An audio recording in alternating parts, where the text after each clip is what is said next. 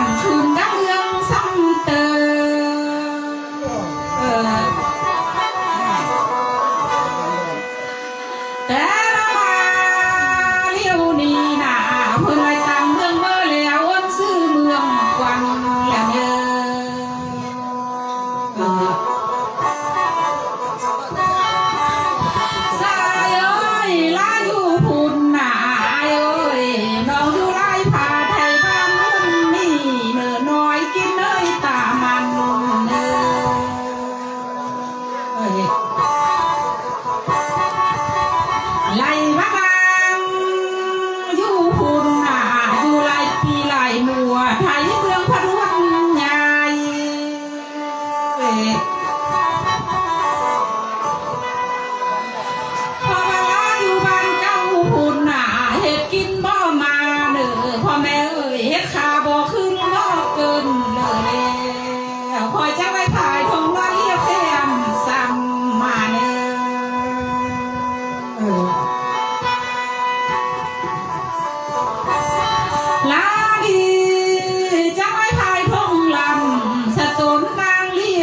วย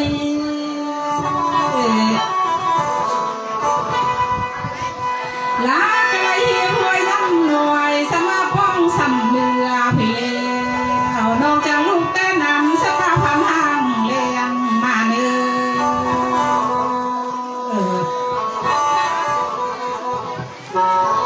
ลาลี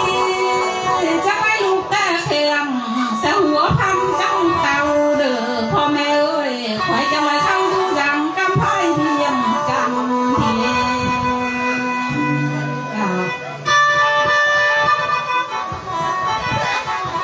ลาอยู่เพียงจันทีหน้าคอยก็มีบ้านเรือนสานมีวันอยู่แล้วเนื้อ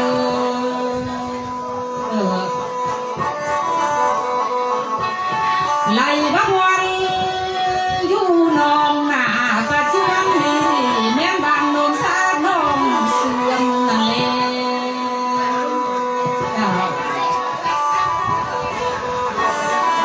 ขันละเมืองไซท่านี้เป็นสื่อเด้อหมอลำเอ้ยอาจำเชื่อไว้เมื่อหน้าหน้าดูเมื่อเด้อ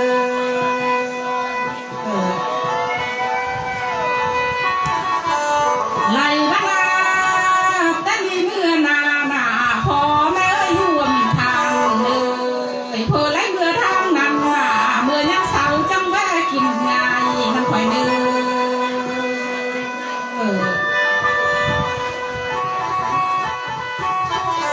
น้ำมาพี่ละน้องทางบ้านหน้างมนี่นาขันไล่ไก่เมื่อทางลักซิบเก่าหน้าเมื่อยามสวยจังเธอพากินข้าวเด้อพอแม่อ้อยมาหุ่นข่อย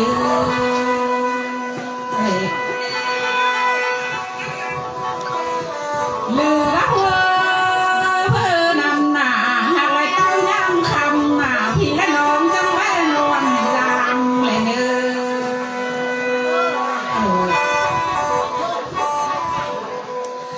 จังทำไปเด้อถามหาเสื้อแดงใหม่บ่าแม่ไทยองค์ลง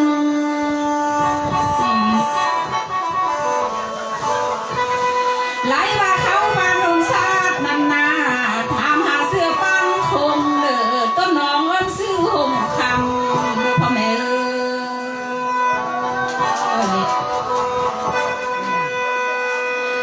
ไหลว่าพี่และน้องจำชื่อจำใบเมื่อหน้าหยาลืมทำจีลืมสะพื้นตั้งใบ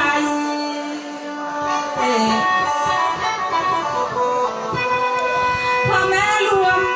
บุญคอยเอ้ยเสือใต้หน่อยใต้พี่มอนหัวเนื้อเสือบัวเงินเสือบัวคำคนเก่า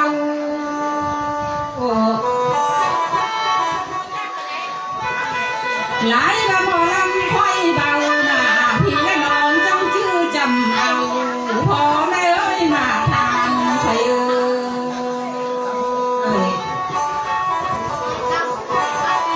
ลาก็ดีเจอแต่เดหมอลำเอ้ยอายก็ทำนึงแล้วอายก็ลำสองใบอายก็ฟ้องไปหลายแนวกะทุนที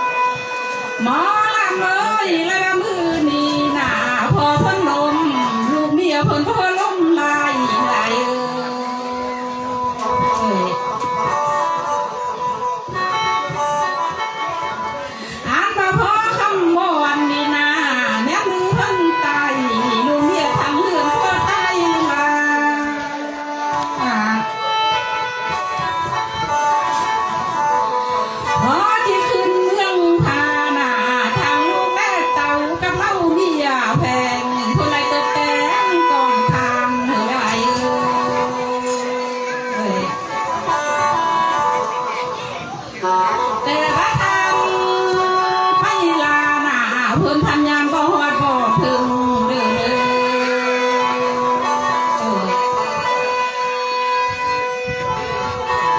หลายบรรลุเมียเพิ่นนั่นน่ะพะละแนมหาเสื้อคันรัวเมื่อทายเฮาเลย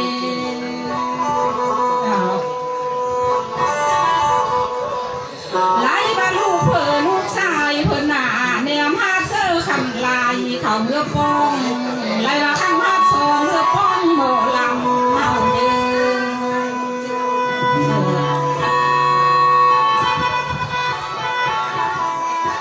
อ่านว่าลูกสาวลูกชายเพิ่นน่ะไล่โทรศัพท์เมื่อนำพัดหาโลเมื่อพร้อม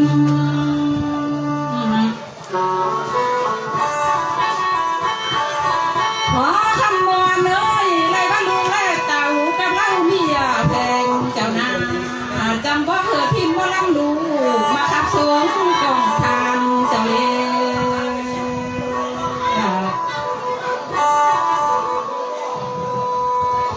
ไล่ไปลู่ทะเลพอคำวอนเลยไล่บ้าพอก็หักเมืองผาซอยก็เมืองคนแทนอ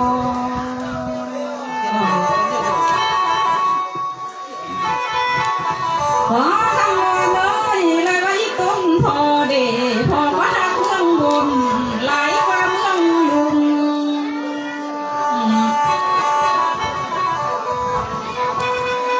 พอก็ไล่วางสาจุมสาเจียพวกวัน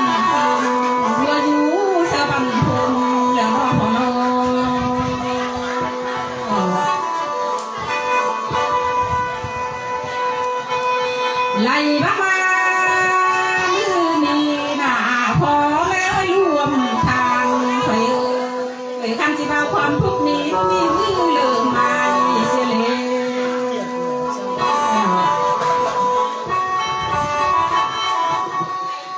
หันสิบ่าความตายบ่มีน้ำเลอแล้วโอ้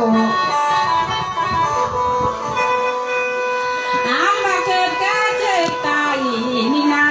เป็นกฎเกณฑ์ของธรรมศาสตร์เด้อพอแล้วรวมทางไฟ